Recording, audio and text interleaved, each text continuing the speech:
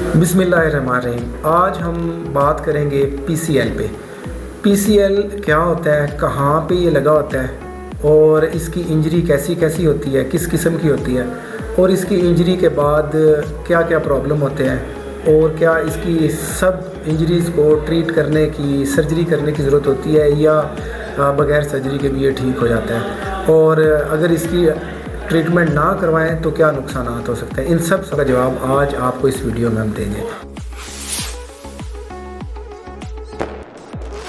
अगर पीसीएल को मैं आपको मॉडल पे दिखा सकूं, ये देखिए, ये घुटने का मॉडल है, ये इसकी आगे वाली साइड है, ये पीछे वाली साइड है। अब पीछे को अगर आप यहाँ से गौर से देखें तो आपको जो ये एक लिगामेंट नज़र आ रहा है, ये वाला, ये पीसीएल लिगामेंट होता है। अगर आप गौर से देखें, ये वाला पीसीएल लिगामेंट है। तो इस लिगामेंट के ब्रेक होने से जो ये नीचे वाली बोन है आपकी टांग, वो ऐसे पीछे की तरफ मूव करना शुरू कर देती है, उसके अंदर एक लचक आ जाती है। तो ये तो इसके टूटने की वजह से नुकसान हो गया। घुटने के अंदर लचक आनी शुरू हो जाती है और यहाँ तक कि आपका चलना फिरना, आपका ज़्यादा वॉक करना, ख़ास कर रनिंग में प्रॉब्लम आता है, सीढ़ियाँ उतरते चढ़ते हुए प्रॉब्लम आता है और ऐसे लगता है जैसे घुटना ट्विस्ट हो जाएगा और आप गिर जाएंगे। तो इस तरह आपकी एक्टिविटी दिन ब दिन पीछे चली जाती है, डाउन होना शुरू हो जाती है, आप बहुत ज़्यादा एक्टिव और मोबाइल लाइफस्टाइल नहीं कर पाते। तो अगर आप इसको इसी तरह छोड़ दें तो शुरू में तो शायद आपको पेन ना हो, दर्द ना हो, लेकिन 8-10 सालों बाद आहिस्ता आहिस्ता, क्योंकि ज़ाहिर है इसके अंदर टूटने की वजह से उसकी अलाइनमेंट आउट हो चुकी है और इस अलाइनमेंट आउट होने की वजह से घुटने के अंदर एक लचक आती है। लचक की वजह से घुटने की दोनों हड्डियाँ, ऊपर और नीचे वाली, फीमर और टिबिया, घिसना शुरू हो जाती हैं। जब ये घिसती जाती हैं तो इसका कार्टिलेज डैमेज हो जाता है। अब कार्टिलेज डैमेज होने की वजह से जो दर्द होती है वो उसके बाद सर्जरी करने से, आप इस लिगामेंट को जोड़ भी दें, इसको नया डाल भी दें, इसकी सर्जरी कर भी दें, तो भी वो दर्द नहीं जाती। फिर उस वक्त लिगामेंट रिकन्स्ट्रक्ट करना से ज़्यादा बेहतर होता है कि आप घुटने की रिप्लेसमेंट सर्जरी करा जैसे चेंज करने वाली सर्जरी होती है वो करवा लें।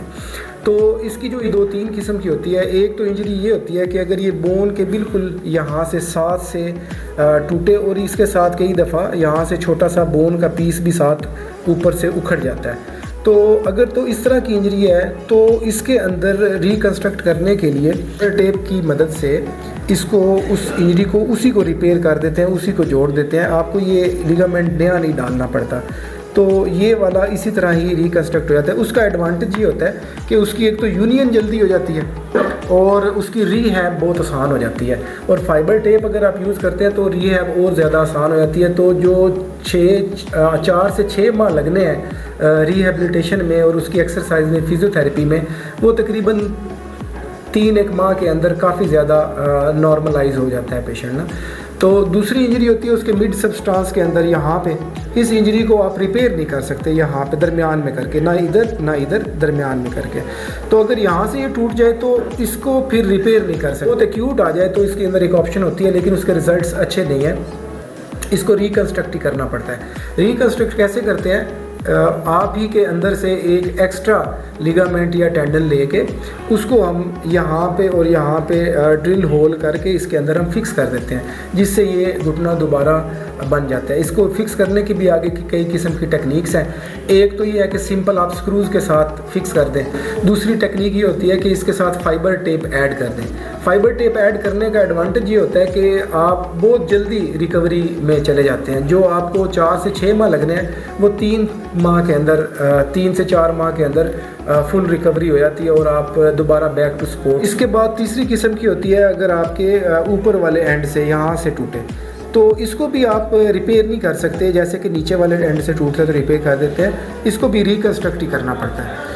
तो ये सारी वीडियो इसलिए थी कि पीसीएल के बारे में बता दें। इनिशियली नेट शेल में आपको एंड पे अगर बताना चाहूँ तो ये है कि इनिशियली आपको हो सकता है पेन वगैरह ना हो, थोड़ी बहुत इंस्टेबिलिटी हो, घुटना आपका ट्विस्ट होता हो और आपको चलने फिरने में कोई दिक्कत ना होती हो। तो बहुत सारे लोग इस चीज़ को नेगलेक्ट कर देते हैं, फिर बाद में आहिस्ता आहिस्ता उनके पेन डेवलप होना शुरू हो जाती है। इसमें कई साल लग सकते हैं, 5, 10, 8 साल लग सकते हैं। तो जब उस वक्त पेन डेवलप होती है फिर इसके सर्जरी करने का कोई फ़ायदा नहीं होता, फिर इसको रिप्लेसमेंट सर्जरी करानी पड़ती है और उसमें भी एज का देखना पड़ता है कि यंग एज के अंदर वो भी रिप्लेसमेंट सर्जरी पॉसिबल नहीं होती।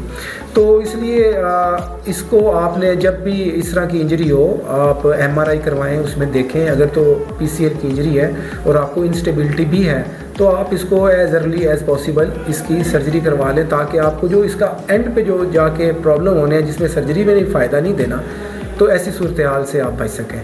बहुत शुक्रिया।